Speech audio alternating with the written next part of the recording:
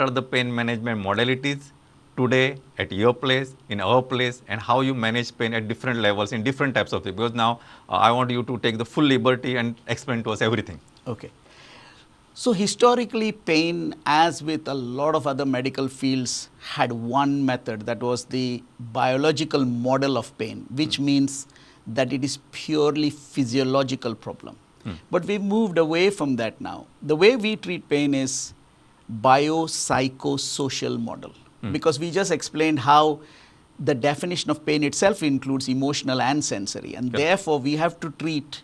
I almost hesitate in saying I treat pain, I treat the patient, because in a way you have to treat the patient. Absolutely. And the way we treat them is through a combination of interventions in the physiological aspect, in the psychological aspect, and in the try and adjust their social aspect. So if you take a simple walk through the pain management field, we start with, let's say, simple medications. So we are talking of things like paracetamol, non-steroidal inhibitors. And then, so those are good for muscular pains. NSAIDs are useful for some amount of hyperalgesia, which means increased sensitivity to pain. And then you go up the ladder. So then you have things like weak opioids, like codeine. Then you come up to tramadol, tapentadol. Incidentally, tapentadol is allegedly the only new analgesic molecule in the last 25, 30 years. Oh. But actually it's just a refined version of tramadol. And then you have the strong opioids like morphine, fentanyl, oxycodone, buprenorphine, all that lot. Along with them, because pain medicine has been challenging, we have stolen drugs from other specialties. So we use from the neurologists a lot of anti-epileptics. So those are the gabapentinoids. So you have gabapentin, pregabalin. We use tricyclic antidepressants like amitriptyline. We also use the other drugs which are from the psychiatrists, the antidepressants, like duloxetine, venlafaxine, all these. Primarily those are for neuropathic pain, the other drugs. And then we go on to some rarer things like ketamine infusion, lignocaine infusions. These are, and of course the drugs can be given by a variety of methods, oral, injectable, patch, lozenges, all those kinds.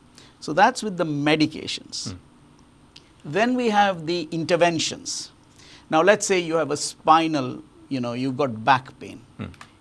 Incidentally, back pain worldwide causes more disability years than even diabetes or COPD, which is phenomenal socio-economic burden apart from the personal suffering of the patient.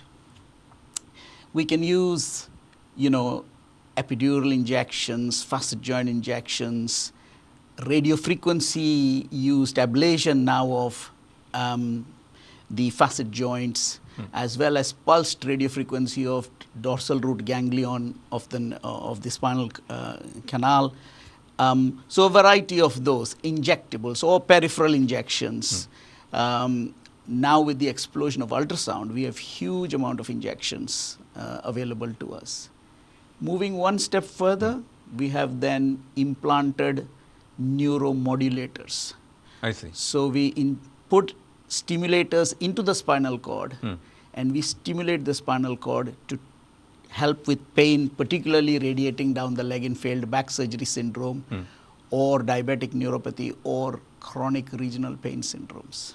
I'm assuming you want to ask me what that is. Yes, absolutely. Yes, so, absolutely. So chronic regional pain syndrome essentially is ongoing pain with no specific reason for it to continue.